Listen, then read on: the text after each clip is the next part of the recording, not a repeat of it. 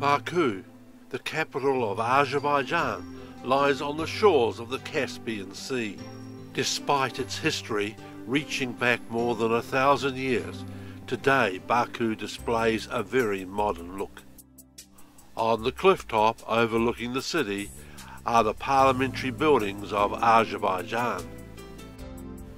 Nearby on the cliff top are attractive gardens which include a war memorial area, together with a pleasant park and attractive artificial waterfalls. And this is a great location for city views. On the Caspian shore is the walled area of Old Baku. The imposing Maiden's Tower reaches back to at least the 12th century AD, as do these buildings in the palace of the Shirvan Shahs.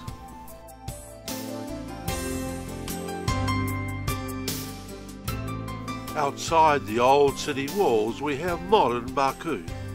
The variety of architecture displayed reflects the blend of East and West, and there is plenty of architectural reminders that once Azerbaijan was part of the Union of Soviet Socialist Republics. Let's drive around and take a look at the variety of architecture in central Baku.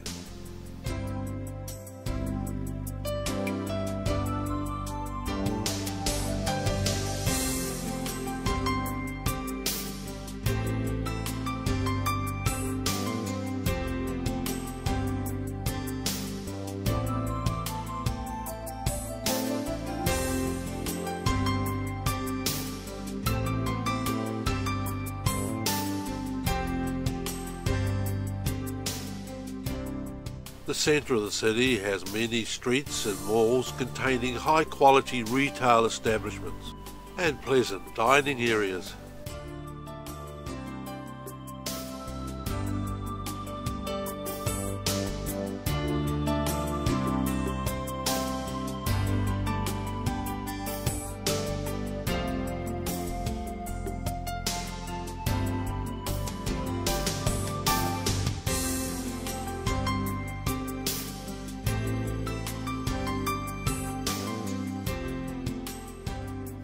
A noticeable feature of the city are the number of squares and parks, such as here at Fountain Square.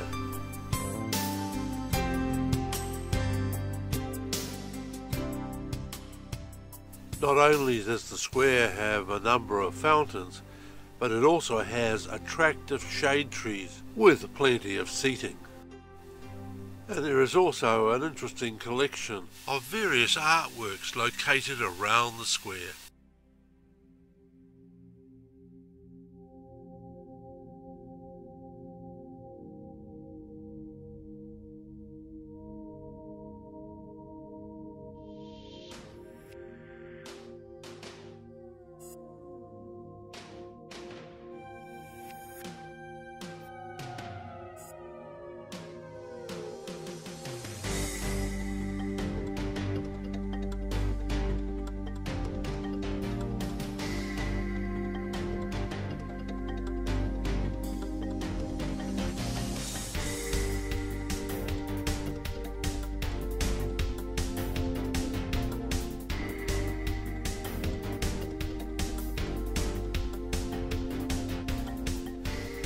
Stretching along the Caspian Sea shoreline is a long promenade.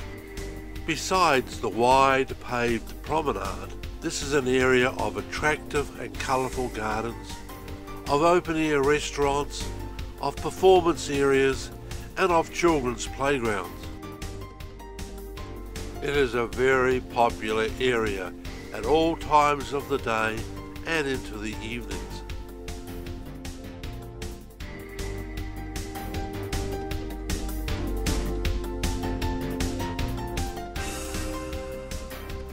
Looking like a roll of carpet is the Carpet Museum. It is located on the promenade and is well worth a visit. I was surprised at how interesting I found the Carpet Museum. Azerbaijan is part of an area of the world famous for its long history of colourful carpet production. and there is plenty of evidence of that on display.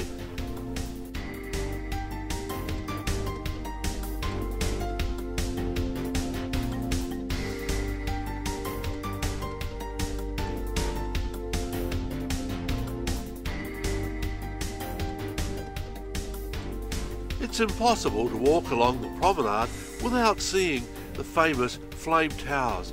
These dominate the skyline of Baku. They are the world's first flame-shaped buildings. But they are not the only architectural wonders in Baku. Take a look at the Haydar Aliyev Culture Centre. It is alleged that the architect was inspired by a photo of Marilyn Monroe in her billowing white dress, and that is easy to believe.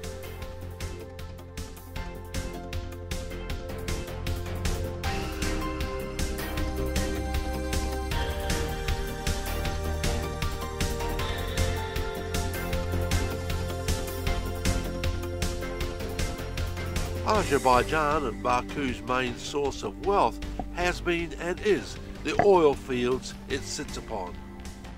And the oil field stretches out into the Caspian Sea.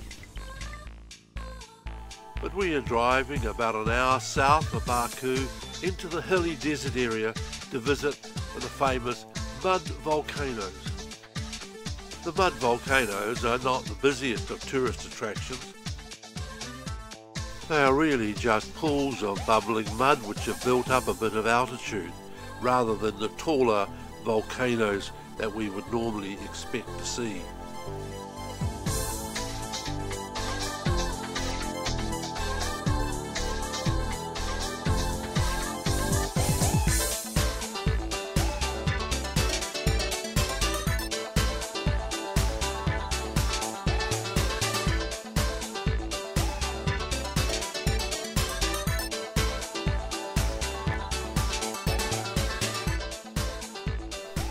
On the way back towards Baku, we stop at the Kobustan Petroglyph Reserve.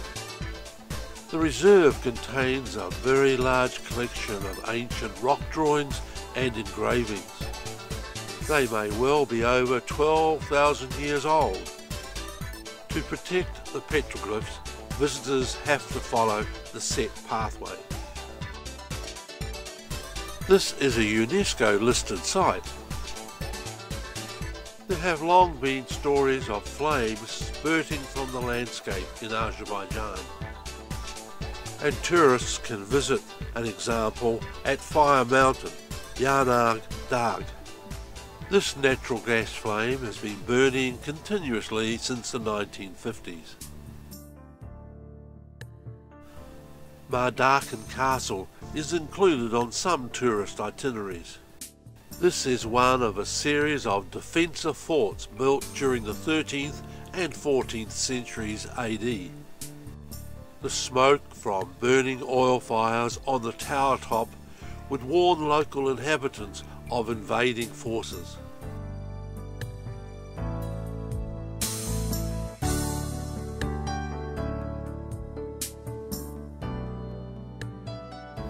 Another flame with history is at the Atashkar Fire Temple. It has a history dating back to the ancient Zoroastrian religion, who worshipped fire as deity.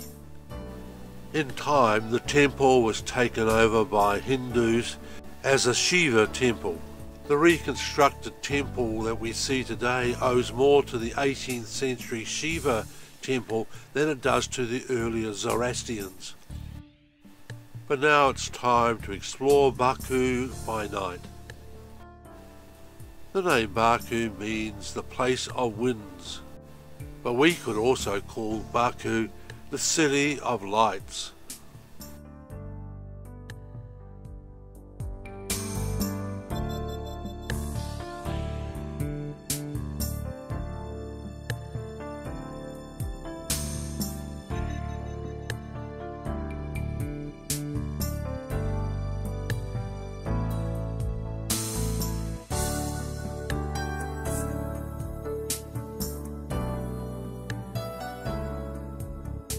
That's the world's second tallest flagpost in the distance.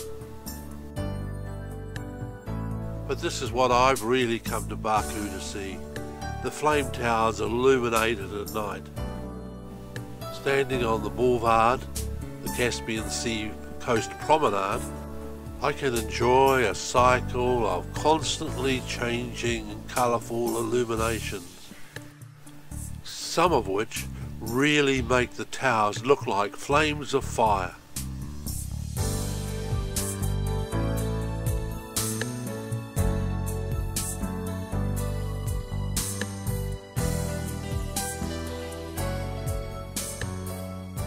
The flame towers will be a lasting memory of my visit to Baku and to Azerbaijan.